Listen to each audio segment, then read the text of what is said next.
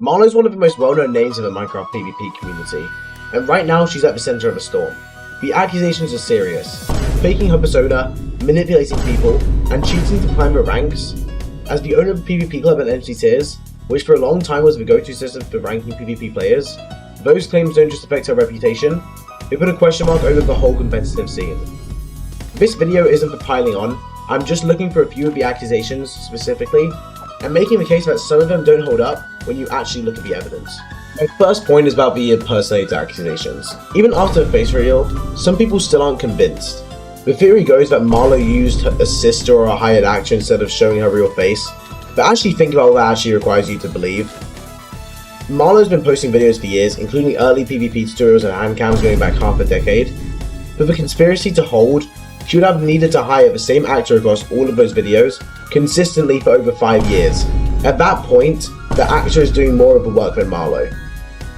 The simplest explanation is that the face reveal is genuine, and then the alternative is that it requires a 5-year acting contract, perfect consistency across dozens of videos, and 0 leaks. Until someone produces actual evidence, the simpler answer wins. On top of that, the earlier videos without a voice changer match the same voice from the face reveal. Until someone produces actual evidence, the simpler answer wins. Now let's talk about Aximity. Marlow actually spends a huge chunk of her video on Aximity, specifically, and the whole time, Aximity has been out here framing himself as someone who is protecting the community. That's been his whole narrative. But when you actually sit down and look at what Marlow presents, it just doesn't hold up. The evidence is right there, and honestly, Aximity and Reefan are doing the same thing in different ways. Aximity is just trying to control the narrative to protect himself. Reefan is jumping on the situation to grow his channel. Neither of them are engaged with this honestly, and both of them are making it harder for people to actually understand what happened. Now we are on to Reefan. He's posted multiple videos trying to debunk Marlow. The problem is that what he's presenting is speculation framed as fact. He's not a reliable source on the situation. He wasn't part of it until it got big, and that's the thing. Where was he before the views were on the table? He showed up when there was traffic to gain and started making content off the back of it. That's clout chasing. And the dangerous part is people are watching those videos and walking away with a completely distorted view of what actually happened. Okay, Swite, 4th ranked player in the world. He put out content pointing out that some of Marlow's hand cam footage was staged. And look, stage footage is a legitimate criticism. But watch what happened next. Within days, the hand cams were staged became Marlow cheats. Those are not the same claim. One was shown, the other was just assumed. Nobody actually proved she cheats in competitive play. The jump happened in people's heads, not in the evidence. And also, Swite is ranked 4th, Marlow is ranked above him. So when the 4th best player starts making content calling the 1st into question, you have to at least ask whether competition plays a role in that.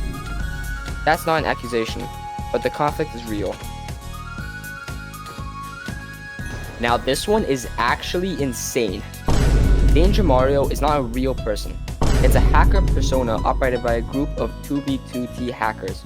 And these people have been deliberately impersonating Marlow under that persona to make people believe she's behind it. That she's part of this hacker collective. And it worked. People genuinely started believing it.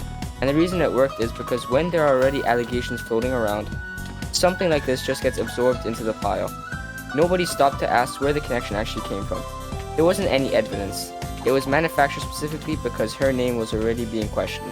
That's calculated.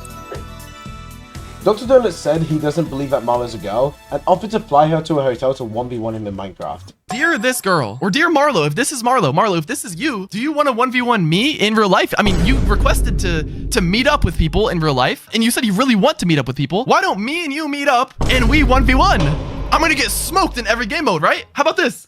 I'll fly anywhere you want me to. You don't even have to go anywhere. I'll go to your hotel. I'll buy the computers. I'll do everything. You know what? I'll give you money. If you can beat me in any game, if this girl can beat me in any game mode, live streamed, I will give you $25,000. You don't have to put anything on the line. Chill your beans. I'm so confident that this is not Marlow. His main proof about why she's not who she says he is because she's too good. That's his whole argument. She plays too well to be a woman, therefore she must be lying. Here's the problem with that. Dr. Donut has actually fought Marlow.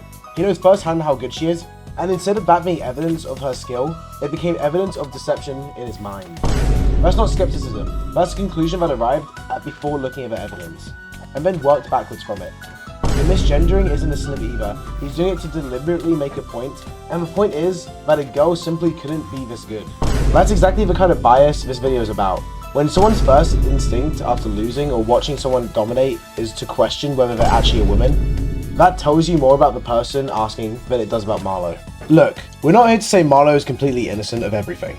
We're saying that she's not proven guilty, and there's a difference. She's provided evidence, she's taken accountability for the things she actually did wrong, and she's put out a thorough response.